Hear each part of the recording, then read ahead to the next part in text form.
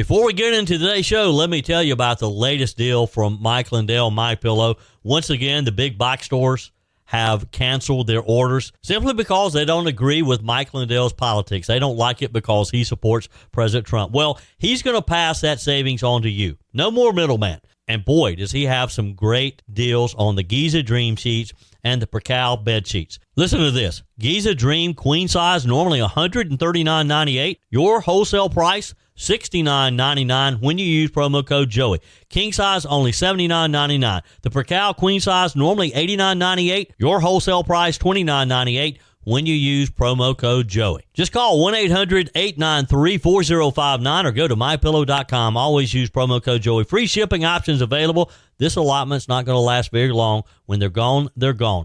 MyPillow.com, promo code Joey. Thanks for joining me in the PhD Weight Loss and Nutrition Studios. To lose weight for the last time, visit myphdweightloss.com. Welcome in on this Monday after Easter edition of the show. Hope you had a wonderful, just a beautiful Easter weekend with your family, your friends, and had a great service in church or however you celebrate the day of resurrection. It was just a beautiful, sunny weekend for me. Lot to cover today. Supreme Court Justice Samuel Alito blasted what he called the unprecedented SCOTUS move to halt President Trump's Venezuelan deportations, calling it legally questionable. Cornell University is being blasted for inviting a vile Jew-hater, Kehlani, to perform on campus, as the school defends its move as just giving students what they want. We have the details of this performer. South Carolina Congresswoman Sheri Biggs will join us to discuss her first 100 days in the U.S. House of Representatives. And finally, we'll also hear from the other Congresswoman from South Carolina, as Representative Nancy Mace is in the headlines again, this time as she was confronted in a grocery store over the weekend. You're going to want to stick around for this one. I told you we'd be back. And ye shall know the truth, and the truth shall make you free. It's Joey Hudson. I wanted to name it the Joey Hudson bill, but, they don't allow you to put names on bills. But I wanted to call it the Joey Hudson bill because I know that one's been near and dear to you for a number of years. That's how it's done. Let your voice be heard. And the truth shall set you free. Here's Joey Hudson.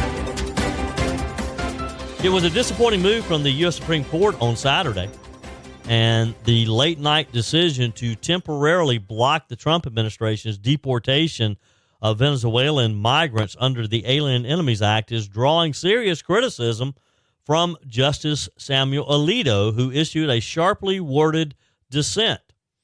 Alito slammed the court for acting what he called literally in the middle of the night without a full hearing or response from the opposing side and without any explanation for the emergency stay, he said.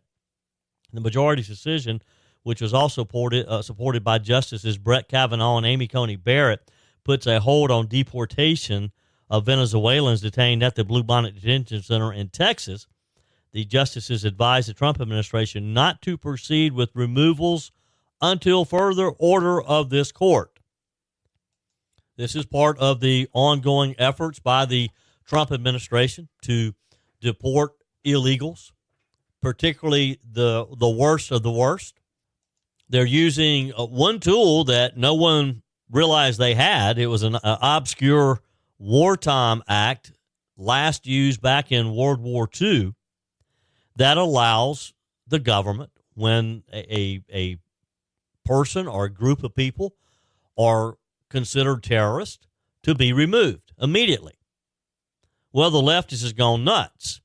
And unfortunately, it appears that some of our more conservative justices on the Supreme Court are helping them out. Alito, joined by Clarence Thomas, blasted the move as unnecessary and out of step with normal legal procedures. He said, "We had no good reason to think issuing an order at midnight was necessary or appropriate." Alito emphasized that both the executive and judicial branches must follow the law and standard process. Alito went on to write, "The court issued unprecedented and legally questionable relief without giving the lower courts a chance to rule, without hearing from the opposing party." He wrote, "Within 8 hours of receiving the application with dubious factual support for its order and without providing any explanation for its order. It was a bit odd. And Alito and Clarence Thomas are calling their fellow so-called conservative justices out on this one. The ruling, of course, came in response to this to an emergency appeal by the ACLU. The ACLU and some of these leftist groups are fighting Trump every step of the way, trying to convince people that these illegals, these terrorists, have rights. They argue that deportations under the 1798 Alien Enemies Act resumed in violation of due process. The AEA allows for the removal of individuals from enemy nations without a hearing, a law that has rarely been used, granted, in modern times, but it's a law. It's on the books. Congress passed it many, many years ago. Obviously, it's 1798. It's been there a while. The Trump administration has invoked it to remove certain Venezuelan nationals, citing national security concerns. Later on Saturday, the administration lawyers pushed back, claiming that they had provided proper notice to detainees and that anyone filing a habeas claim would not be deported under the AEA. The administration urged the court to lift the stay and let the lower courts work through the legal and factual issues first. The legal fight over deportations, again, it's an ongoing saga. But the case is now squarely at the center of a much broader debate over the scope of presidential power and immigration enforcement and how far 18th century laws can be used in the 21st century crisis. And let me repeat, this law is still on the books. And kudos to Donald Trump and his administration for uncovering it. Nobody else had thought about it until now. And this is how you know that Donald Trump is serious about getting these illegals and these and in this case, illegal terrorists out of our country to keep our community safe. Democrat National Committee Vice Chair David Hogg, last week I told you about the fact that as a vice chairman of the DNC, he was targeting Democrat members, particularly of the U.S. House of Representatives, saying that they needed to be defeated.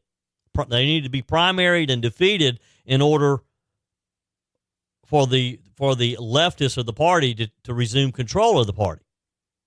And he seemed to be backing it up. He got called a lot of flack for it because, as you probably know, National Committee officers like this, the leaders of the National Committee, whether it's the Democrat Party or the Republican Party, are not supposed to be involved in primaries like this, and particularly are not supposed to be involved in recruiting candidates to oppose their own party members. Hogg took issue with it. He's not backing down. He wrote a check for $100,000 to the Democrat Congressional Campaign Committee. This news first came out last week, reported by Politico and Axios. It was confirmed by Hogg in an X post last week on late Friday afternoon, saying, "This is not me playing nice. It is demonstrating my commitment to winning back the House and making Hakeem Jeffries the Speaker, which is an absolute imperative," he wrote. This guy's dangerous. He went on to say, "But we need a better Democrat Party and need to get rid of the Democrats in safe seats who do not understand what is at stake right now, who are asleep at the wheel, not meeting the moment, and are a liability now and to the future of our party." This guy was 25 years old. He added that the path forward requires us to do both things. He said, "We absolutely cannot wait for people to retire at their own leisure or to let them sit there and do nothing while the country is burning." Now, you know, I can't argue with that. I agree with him. It's just, if you're going to do that, then don't become vice chairman of your national party. Hogg originally announced that his organization, Leaders We Deserve, planned to dedicate $20 million to electing younger primary candidates against the older incumbents. This is the kid from Marjorie Stoneman Douglas High School. He's a shooting survivor. He predicted that, quote, "some incumbents will rise to the challenge and emerge stronger due to our initiative." He went on to say, too, others will demonstrate that they should be replaced. Either way, we will all win. especially when we're not challenging frontline Democrat incumbents. We all want the House back. This guy shook up the party. And again, I can't argue with the fact that, yes, some of those need to be replaced. We have some Republicans who need to be replaced.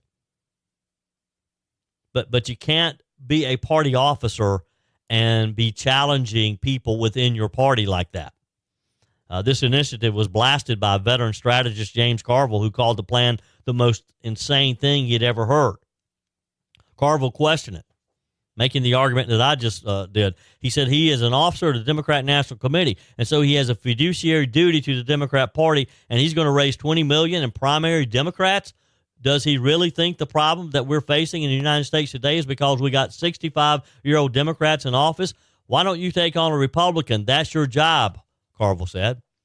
And for once, I agree with James Carville. He has a point there. Hi, Joey Hudson here. You know, this spring there's a renewed energy and focus on efficiencies, and shaking up unhealthy habits don't serve us well. There's so much chatter about making America great again, but it starts in your home with you being the best, healthiest version of yourself. And PhD Weight Loss is doing their part, because for the first time ever, the first 11 callers get 2 free weeks added to your weight loss program. That is huge. PhD's out to prove that you don't need Big Pharma to reach your goals. It just creates dependency, not long-term change. Dr. Ashley Lucas researched weight loss trends for years and discovered a scientifically proven way to retrain your body to burn fat efficiently without hunger, extreme exercise, or dangerous medications. PhD clients watch their belly fat disappear, their energy skyrocket, cholesterol and blood pressure normalize without starving themselves. I lost over 30 pounds and I've never felt better. So call now and mention promo code Joey for my 2 weeks for free with my program. Call 864-644-1900. That's 864-644-1900, or go to myphdweightloss.com. Another one of these leftist-leaning universities is attracting attention again. This time, Cornell University. They have invited a Jew-bashing entertainer known as Kehlani, I'm not familiar with her body of work, to perform on campus on May the 7th. And they're defending the move as just giving its students what they want. Now, Kehlani has a music video that starts with "Long live the Intifada," an inflammatory phrase that critics say promotes violence against Israelis and Jews. And this young lady shared a map online that eliminates the entire state of Israel. And one more thing. She refused to condemn Hamas for the October 7th, 2023 massacre. And she's being invited to perform at a university and probably being paid handsomely to do so. The invite to this multi-Grammy Award nominated R&B artist, I can't believe that the Grammys would be giving away awards or nominating people like this person.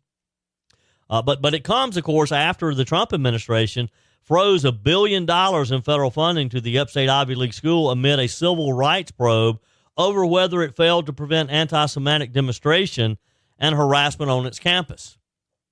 And now they're going to let this young lady perform? I hope the Trump administration just cancels the funding altogether. Just take the $1 billion away if they haven't learned their lesson. One disgusted Cornell student, Amanda Silberstein, said Kehlani isn't just an artist with controversial views. She is someone who has publicly glorified violence against Jews and consistently promoted dangerous anti-Semitic rhetoric that directly threatens our community. She said, for a university that claims to value inclusion and the safety for all students, this decision is not just tone deaf, it is profoundly alienated. Ms. Silberstein is a 21-year-old junior who is president of the Chabad Center at the school and vice president of the group Cornell for Israel. She said, by inviting someone with such a deeply troubling history of anti-Semitism to headline one of our most high-profile campus events, Cornell is sending a message that Jewish safety and well-being are negotiable. And she's right. Shame on Cornell. Shame on the leadership for allowing this to happen. The watchdog group Stop Anti-Semitism agreed that the invitation is beyond the pale and previously highlighted the performer's anti-Israel and anti-Semitic views in a July 12th, 2020 for a post when they said Kehlani supports the terrorist regime Hamas under the guise of resistance. It cited her Next to You music video that admired the Palestinian terror group's violence against Israelis on October the 7th of 2023, opening her song with Long Live the Intifada, appearing across the screen and featuring dancers waving Palestinian flags. That's more than just resistance. That's more than freedom of speech. And hey, look, if that's how she feels, that's great. Let her have those beliefs. She has that right.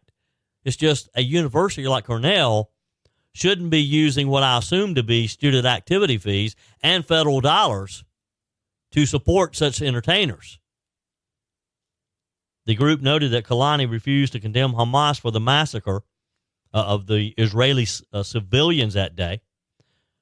Of all people, I mean, so many were literally slaughtered at the music festival, some of the first victims of this assault. And this musician doesn't respect or what happened to those young kids at the music festival. The group said instead, Kehlani directly called for the destruction of Israel and its people. Kehlani doubles down on her support for the global call to murder Jews by sharing genocidal phrases such as "Long live the resistance" and "From the river to the sea." The singer also shared a map on Instagram. Get this now. She showed this map that eliminates the state of Israel, and she promoted several posts and uttered rants including Zionists are all evil and Zionists are the scum of the earth and they should all go to hell. She said on X last year, it's F Israel, it's F Zionism, and it's F a lot of y'all too. Wow. This young lady needs her mouth washed out with soap. The Stop Anti-Semitism founder, Leora Rez, said, now Cornell is doubling down by featuring vile Jew-hater Kehlani as a headliner for their end-of-the-year celebration. Kehlani uses her platform of 20 million followers, more than the number of Jews on the planet, to incite hate against the world's only Jewish state. She said she openly calls for an intifada, the violent targeting of Jews and the eradication of Zionists, code for over 95% of the global Jewish population. She went on to say black students wouldn't be expected to welcome a KKK rock band on campus. Asian students weren't told Asian hate, get over it. So why are Jewish students treated as the exception? And it's a valid question. It's a valid question for the powers that be at Cornell. Rest said Cornell and every other university enabling bigotry, harassment, and violent extremism must be fully defunded, investigated for foreign funding, and have their endowments, real estate, and income taxed. Take their nonprofit status away. Let them pay tax on that money that they raise from these hate groups. Now, of course, Cornell defended the invitation. Cornell said that Kehlani is performing at the request of a student-run group on Slope Day, an end-of-year celebration for students. A Cornell rep said the headliner is selected by the student-run Slope Day Planning Board following a poll of students. Kehlani was chosen based on her popularity and the genre of her music. She recently performed at Northeastern University without political expression or incident. Well, look, if she's that popular, great. Again, do it off campus somewhere. Don't use student money and don't use federal money to support it. Just because some of the students wanted it, does that mean you have to give it to them? Does that mean you have to alienate a large part of your student population?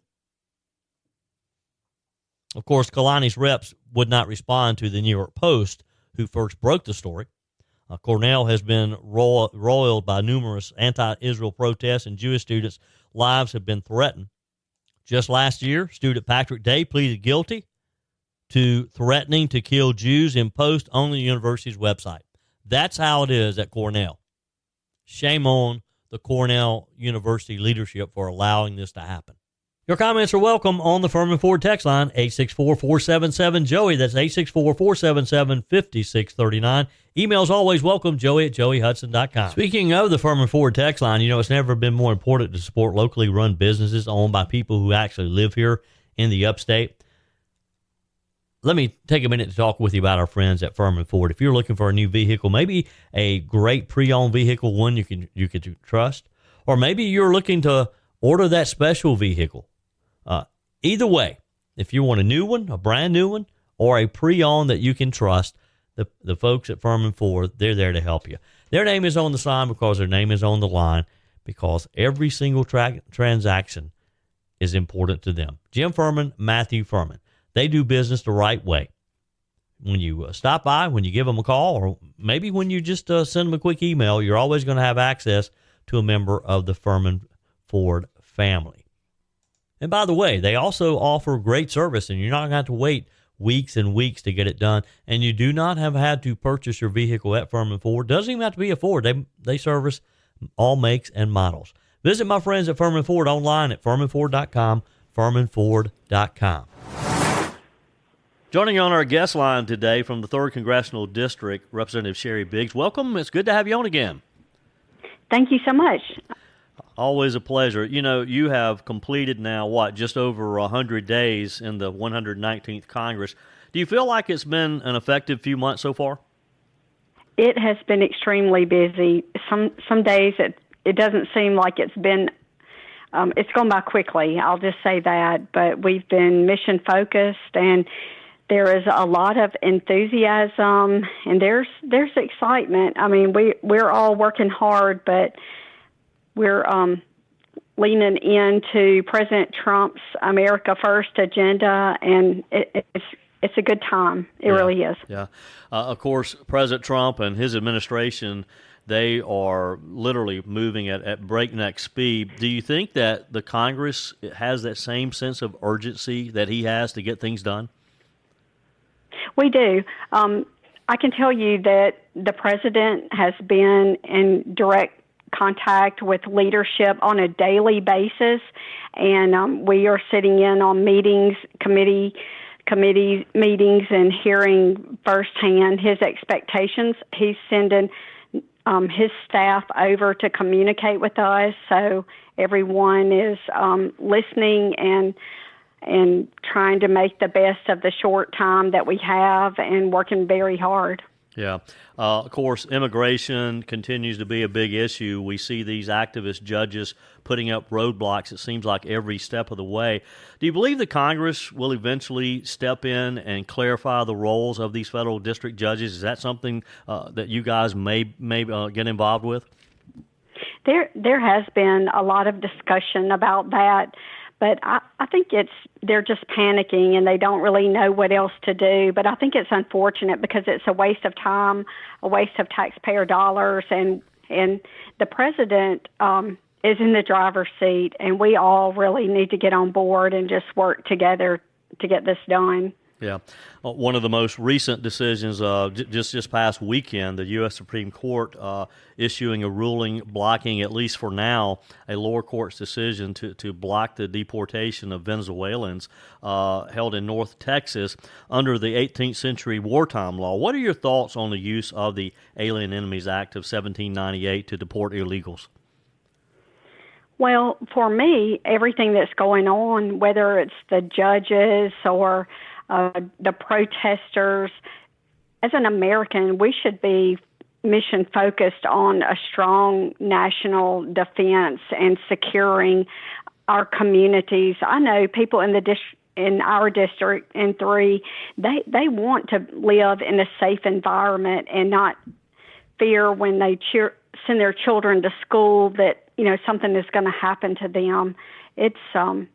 It's hard for me to comprehend, and it really seems anti-American that we allow those illegals, and they're criminals. I mean, the fact is that they're criminals, the ones that we're trying to get rid of, and it makes our communities unsafe. So I can't imagine, regardless of which side of the aisle you're on, that you would be opposed to the president trying to keep us safe. Yeah. And as you mentioned, depending on which side of the aisle you're on. You're right. I mean, I would think that this would be a nonpartisan issue, that we all would want our country to be safe. Senator Chris Van Hollen last week, I thought it was just probably a publicity stunt, going down to El Salvador, and then did eventually meet with Garcia. What do you think about a member of the U.S. Senate and even a member of the U.S. House wanting to go to a foreign country like that to try to, in my mind, trying to protect them more than protecting American citizens? Well, that's saying the obvious. I mean, it's, as I just said, anti-American, and I don't know how the people in his district would support him, the people in his state, because he's utilizing taxpayer dollars, and for what? It's not going to make America first. It's not going to put America first, and it's not going to better things in our country. It's I can't even believe we're having to discuss that. It's ridiculous. Did you happen to see over the weekend where someone put a plaque over his over the plaque going into his office door? They put El Salvador rather than Maryland. Oh wow! I have not seen that. I've had a busy weekend, so we've been working Friday, Saturday, and it's just trying to get out and about and cover the district. Well, and I saw some of the photos that you posted in Greenwood and just all around. I mean, you have a pretty big geographic area to cover. I do. I was in McCormick. I was in Central. I was in Lawrence, the edge of Greenville, Pickens. It's been busy, really busy, but I've enjoyed it. Yeah. Well, and tonight, of course, you're going to have your first telephone town hall. Talk with us about that, and how can people participate? Well, if you go to our website, it's Sheri Biggs, SHERIBIGGS.house.gov. Go to our website, and you can get all the information on how to participate in that. It will be at 6 p.m., and we just thought that would be the best way to cover our entire district of all 11 counties and give our constituents an opportunity to call in and give me their feedback and things that they're concerned about, and just maintain those lines of communication. This is really, I guess, the first labeled town hall, but I was in McCormick, and we had something similar. We called it, I think, coffee and conversation or something similar to that with the sheriff. But we had over 100 people, I would say, there, and both Democrats and Republicans voicing their concerns. So this is just another way. The telephone town hall meeting is just another way to draw in a lot more constituents and to get feedback covering the entire district. So I would assume anyone in your district is welcome to participate, and will they be able to ask questions? Absolutely. Yes. They can ask questions, give me comments, voice their concerns, whatever's on their mind. This is their opportunity. Yep. And again, that's SheriBiggs.house.gov. You can also call, and it starts at 6 o'clock tonight. You can call 833-380-0737. That's 833-380-0737 at 6 o'clock tonight. Representative Biggs, it's always a pleasure. I appreciate your time today and appreciate what you do for the 3rd District. Thank you so much. And I would like to mention that we have our new bill, the Fighter Act, and you should be able to get information on my website about that. But this is our first bill that we've introduced, and I would love everybody to read that and give me their thoughts on that as well. Well, we'll take a minute. We have another minute or so. Take a minute and just give us a summary of that. Well, it's simple. It's pretty much common sense. If you're serving in uniform, I don't feel like you should be taxed on the pay that you earn as a service member. You know, these individuals are making sacrifices, and I think it's a good way for us help with recruiting and retention and show the next generation that we're behind you. And the President and the Secretary of Defense have made it very clear that we want to build up our military and continue to be a strong country. And this is one effort to express that, our gratitude. And speaking of military service, you shared something with me the other day that I wasn't aware of, but you and Representative William Timmons from the 4th District, I remember you saying that you were just 3 members of Congress who are active duty. Am I correct on that? Yes, that there are 3 members that are currently serving that are in Congress. That's correct. Wow. Well, thank you for your service both in the U.S. Congress and in our armed services as well. Well, let me finish up by saying the Fighter Act would exclude us. That we have an exemption in the bill to exempt us as members of Congress. It's not about us. It's about those members. So I would like to mention that as well. Yeah. But thank you so much, and I am so grateful and honored to be serving in Congress for the 3rd District, and I look forward to the conversations on tonight. Yep. Representative Sheri Biggs, again, you can participate in her telephone town hall tonight at sheribiggs.house.gov or call 833-380-0737 at 6 p.m. This evening. Representative Biggs, always a pleasure. Thank you for your time. Thank you so much. As we continue today's show, we just heard from 3rd District Congresswoman Sheri Biggs. Of course, South Carolina has another female member of the U.S. House of Representatives, Representative Nancy Mace from the 1st Congressional District. And boy, she's making the headlines on social media again. Have you seen the latest? I'd love to get your feedback on this. It seems that Ms. Mace recorded a confrontation with a voter over when she was going to hold her next town hall, with the exchange ending in a number of expletives and insults from both sides. May said in a post on X Saturday, along with a video of the confrontation, she wrote, "Some unhinged lunatic wearing Daisy Dukes at a makeup store got in my face today. Dems are nuts, so I went off and I won't be backing down." Now, the video, which is not quite 2 minutes, appears to start shortly after this exchange started between Mace and this, he says he's a voter in her district. He evidently asked when she would be doing another town hall. Now, let's give some background on this. You know, Democrats have been pushing Republicans to hold town hall meetings, and they claim that Republicans are reluctant to do so. Now, as we just talked about a few minutes ago, Representative Sheri Biggs is holding her telephone town hall this afternoon at 6 o'clock. You can participate if you'd like. If you missed that segment, go back and listen on the podcast. Just search for Joey Hudson, Just the Truth. And you can listen to my conversation with Sheri Biggs just a little while ago. But this has been a big issue because some members of Congress have not had town halls because they have turned violent in some areas, and particularly against Republicans. And there's been a big push in the low country in that 1st Congressional District, particularly around Charleston, for Nancy Mace to hold town hall meetings. And according to some of her detractors, she refuses to do so.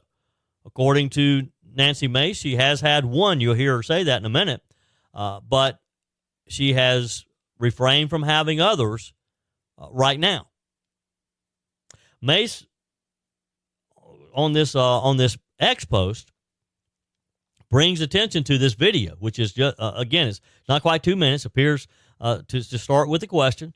The conversation then turns to Mace explaining that she does town halls every year while accusing the voter of harassing her. And you see the guy in the video. She then kind of turns the conversation when she informs the man that she, quote, voted for gay marriage twice, a point that evidently offended this guy. And that's when the conversation quickly turned confrontational, with Mace calling the man crazy. Now warning. I have bleeped out the graphic language for you. Here's the exchange in what appeared to be in a grocery store. I do them every year. Every year. You want to keep going? Do you want to keep going and keep harassing me? You could have gone to a dozen town halls last year. I asked if you're doing any more this year. It was one simple question. Yeah. Are you doing a town I've hall already this year? done one. I'll do plenty Any more. more this year? It was a simple question. You're always invited. Okay, sweet. Well, And by the way, I voted for gay marriage twice. What does that have to do with So me? I'm just saying, it has everything to do with Do you you. think everything about me has to do with gay marriage? I do, That's absolutely. your first stance when you Yep. speak with me? Absolutely. There's no other humane If you want to get in my conversation you face can have about town me? halls, you should have shown up There's to no one other last humane year. thing you can talk about me just saying, oh, I support gay marriage. Yeah, That's the because only you're thing you getting in have my to face say. about a town hall. You Oh, could I have just gone asked last you year. one simple question from right Would you over like here me? is if you have any plans to have more town halls this year. I have town That halls was one every year. question. I have over a dozen Okay. every year. Great. That was my entire question. You didn't have to go Yeah. into the spiel about You everything could else have you could have come to any of them last year. Okay. And I'm I had asking you over a about this year, not dozen. 2024. But Where for were you the year right? before that? Okay. Or the year before that? It was a simple Oh, question. I because asked you know if what? have Because you any more people that you're on the going to left this year are or not. crazy. So I'm You're on the left. absolutely crazy. I'm absolutely You are. crazy. And get out of my face. You're insane. Goodbye. You're insane. Thank you. You're gonna me and you're Yep. gonna be voted Bye. out so fast this year. I I'm can't not. wait for you to I'm not. go I into won the by dirt. so much. You're a disgrace to this state. That's what you are. You're a disgrace. I asked you a simple question and you just to go on this tirade and tell me you. Yeah. You. Disgusting. Get out of my face. You. Get out of my face. You're nasty. Try it again. What's your You're name? nasty. What's your You're name? nasty. That's What's my your name? You say me? Yep, I That's sure the did. First thing you're saying is me for Absolutely. asking you a Get question. the out of my face. You. Now. You. You. You couldn't take me on, baby. Say the away from me. Wow. Now, I lost count of how many times they used the F word. Afterwards, Mace posted the exchange to social media, so it's out there. You can watch it, the unedited version. She said, I hold the line 24 hours a day, 7 days a week, 365 days a year. Try me. Mace's office did not respond to requests from the media for comment. So was this for real? Do you think this was staged possibly? Or do you think this was a real confrontation between a member of the U.S. House of Representatives and one of her constituents in her district? Is this how a member of the U.S. House of Representatives should act? Or is it okay? Was she just holding her ground? Do you believe that it's okay for a member of Congress to act like this when they're confronted in a grocery store? Now, in all honesty, and again, we don't know what happened before she pushed record on her phone. But you see the guy initially, I mean, it was kind of tame, and he apparently recognized who she was in the aisle of this store and asked her when she was going to have another town hall. She didn't like the idea, and she jumped back. She defended herself. But really, is this the way that a U.S. Congresswoman should act? Was this appropriate? Even if she was confronted in this store out in public, should she have maybe just said, hey, well, I'm going to have another one. I had 12 last year. I'll have another one soon. Hope you'll come, and keep moving. But watching the video, it's like she wanted to engage this guy. I mean, and when she said, hey, I voted for gay marriage twice, she did that purposely. She did that to push this guy's buttons, and boy, did he respond exactly the way she hoped. Send me a quick text message. Email me, joey@joeyhudson.com. I really would love to hear what you have to say about this. You can leave me a message on the MyPillow message line, 864-477-JOEY, 864-477-5639. Remember, always use promo code Joey when you go to MyPillow.com and place those orders to get the very best deal. Promo code Joey at MyPillow.com or call 800-893-4059. And look, Mike Lindell still has the great deal on the Giza Dream Sheets. Queen size normally $139.98. Your cost only $69.99 with promo code Joey. King size $79.99. So go to MyPillow.com, use promo code Joey. But I'd love to hear from you. Is this appropriate for a United States Congresswoman to act like this? To use this type of language? I mean, you could see people around the store listening to these two people, these two adults. Am I just old-fashioned for thinking that you shouldn't be using this type of language, especially if you're a member of the U.S. Congress and out in the open so that your other constituents can see how you act when you're being asked what the guys called a simple question? And I would have to agree with that. I mean, I think it's a fair question. When are you going to have a town hall? Emails, joey@joeyhudson.com. Text me. Leave me a quick message on the MyPillow message line, 864-477-JOEY. That's it for today's edition of Just the Truth. Thanks for joining me in the PhD Weight Loss Studios. To lose weight for the last time, visit myphdweightloss.com. If you haven't joined my mailing list yet, visit my website, joeyhudson.com. Click on the Connect with Joey button so that you can receive our emails and the most up-to-date news. Also, join me on my YouTube channel. Be sure and like, comment, and subscribe. Just search for Joey Hudson. As always, thanks for spending a few minutes of your day with me. Do me a favor and forward this episode to a few friends. Just click on the share button and send to your contacts. We need to build an army of conservatives to win our country back, and we can do that by continuing to share the truth with our friends and family. Keep those comments coming via the Firmin Ford text line, 864-477-JOEY. Email to joey@joeyhudson.com, and I love your messages on the MyPillow message line. Again, that's 864-477-JOEY, 864-477-5639. Be sure and take advantage of the MyPillow special, just $14.88 on the standard MyPillows when you use promo code Joey. Order online at mypillow.com or call 800-893-4053. We're back again tomorrow and hope you'll plan to join us. Until then, remember, God's got this. He's still in control.